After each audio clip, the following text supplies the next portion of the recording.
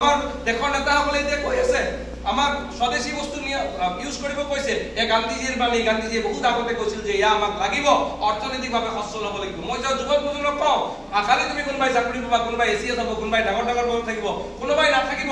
নাথাকাজনক কেতিয়াও বহি থাকিব নালাগে, কাৰণ বহি থাকিলে তোমাৰ মূৰত শয়তানে বাস কৰিব, আৰু তোমালোকে যদি বহি থাকা তেনেহ'লে বেয়া বেয়া চিন্তা মূৰত আহিব।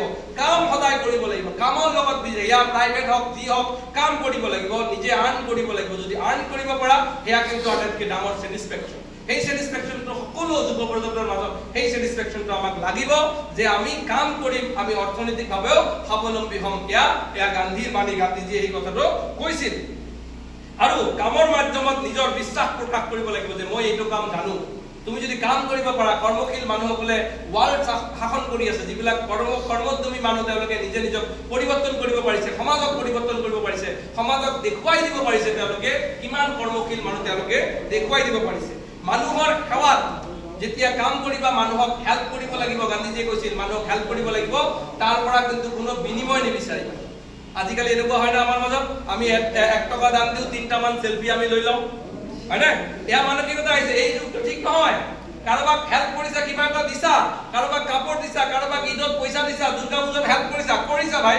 কিছুমান কাম মানুহক দেখাবলৈও নহয়, কিছুমান কাম মানুহৰ পৰা বিনিময় নহয়। সেই কামটো যদি কৰিব পাৰা, এয়া গান্ধীজীৰ কথা মনত ৰাখিবা। কাৰোবাক 1 টকা দিয়াৰ পিছত আমি কি কৰো, 1 টকা দিয়াৰ পিছত সেই টকাটো আমি ঘূৰাই পাবলৈ ফেচবুকত ফটো দিম, আকৌ ফেচবুকৰ পৰা আকৌ কিবা এটা আমি বাহ লোৱাৰ ব্যৱস্থা কৰিম। সেই ব্যৱস্থাটো কিন্তু কেতিয়াও আমাৰ মাজত ঠিক নহয়।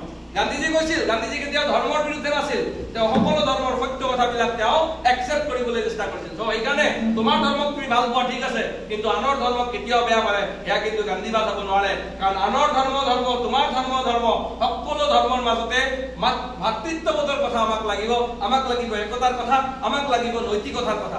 এই একতা, নৈতিকতা এইবিলাক কথা যদি আমি আলোচনা কৰিব পাৰো, তেতিয়াহ'লে আমি ভাবো আমি গান্ধীবাদ প্ৰতিষ্ঠা কৰিব পাৰিম।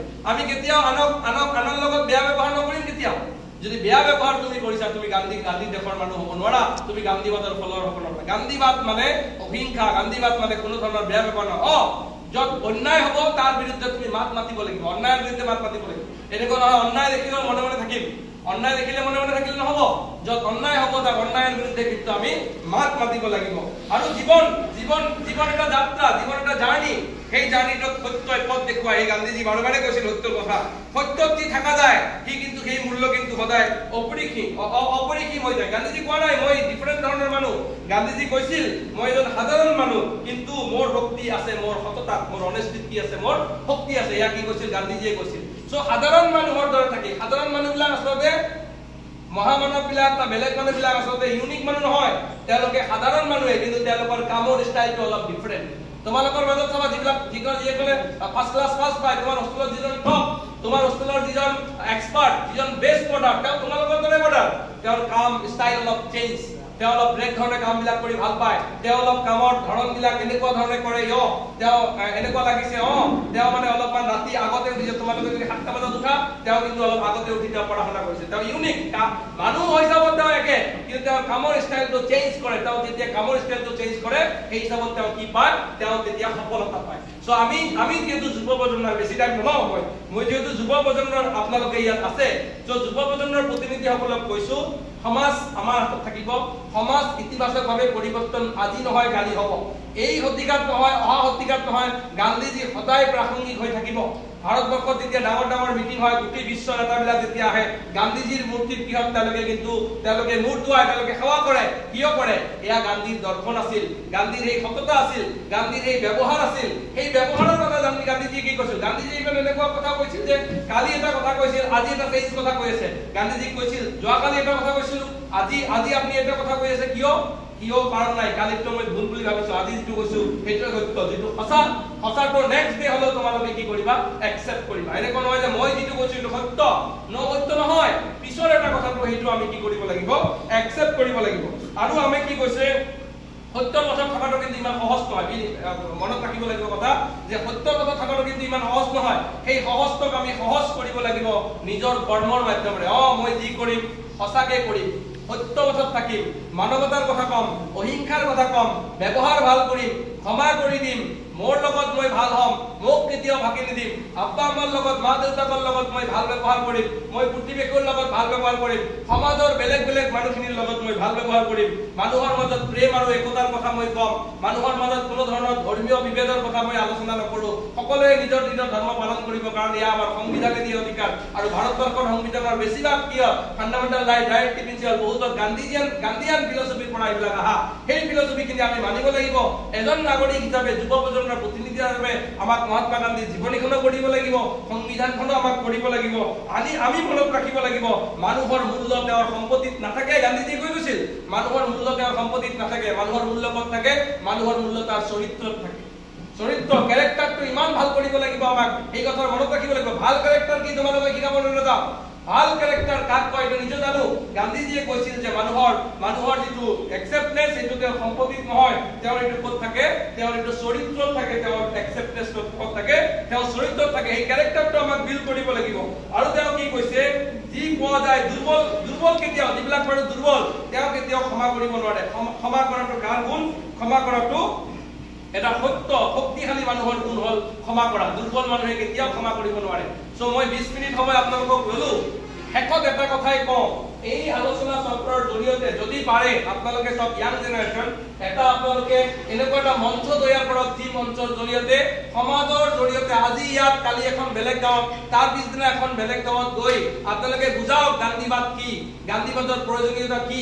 কাৰণ মনত ৰাখিব আজি যিসকল ৰাজনীতি ইয়াত দুৰ্নীতিগ্ৰস্ত হৈ আছে এইবিলাকো আমি চেঞ্জ কৰিব নোৱাৰিম। কালি মই প্ৰতিনিধি হৈ সত্যবাদত থাকি কালি সমাজখন ঠিক কৰিব পাৰিম নে নাই, এনেকুৱা ধৰণৰ মানসিকতা যদি গাঁৱে গাঁৱে সৃষ্টি কৰিব পাৰো, তেতিয়াহ'লে এই সমাজত যিসকল অপশক্তি আছে সেই অপশক্তিয়ে কেতিয়াও কিন্তু মূৰ দাঙিব নোৱাৰিব। পৰিৱৰ্তন আজি এই দৰঙৰ পৰা আৰম্ভ হৈছে।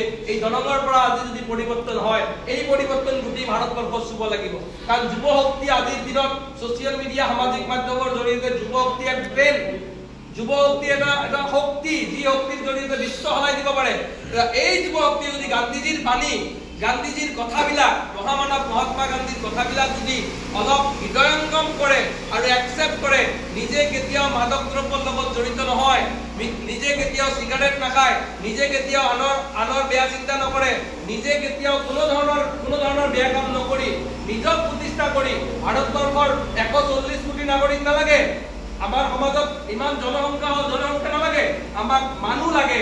2-3টা মানুহ যদি গান্ধীজীৰ দৰ্শনেৰে আমি ইয়াত থকা 100 জন প্ৰত্যেকটো ডিষ্ট্ৰিক্টৰ পৰা যদি 1000 গান্ধীজীৰ দৰ্শনেৰে চিন্তা কৰা যদি মানুহ আমি ওলাব পাৰো, মই ভাবো এই 100 জনে সমাজখন পৰিৱৰ্তন কৰিব পাৰো। আশা কৰো আপোনালোকে যিখিনি কৈছো বুজি পাব। আৰু জামালে মোক ইয়াত আমন্ত্ৰণ কৰাৰ কাৰণে ধন্যবাদ। ইয়াত যিহেতু মুকুট শৰ্মা ছাৰ আছে, তাৰ কাৰণে মই বেছি কথা ইয়াত বহুত সময় কলো ইতিমধ্যে।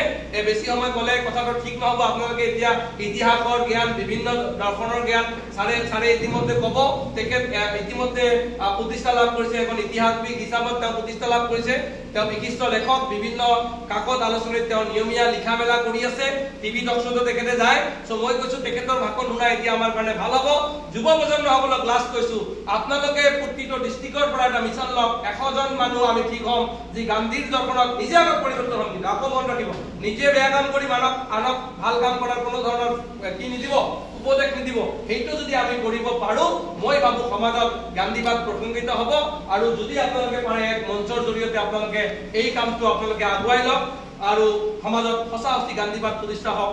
সমাজত নতুন কাম আমি যুৱকসকলে কৰিব লাগিব। টেকনলজিৰ জৰিয়তে হওক, টেকনলজিৰ অপব্যৱহাৰ আমি ৰোধ কৰিব লাগিব। সকলোখিনি আমি যদি ভালকে কৰি সমাজত ঘৰৰ পৰাই, নিজৰ পৰাই যদি এক পৰিৱৰ্তনৰ যাত্ৰা আৰম্ভ কৰো, মই ভাবো সমাজখন অতি সোনকালে পৰিৱৰ্তন হ'ব। সকলোৰে ভাল হওক। আৰু মিটিঙৰ শেষত আপোনালোকৰ লগত এনে কিছুমান কথা পাতিম।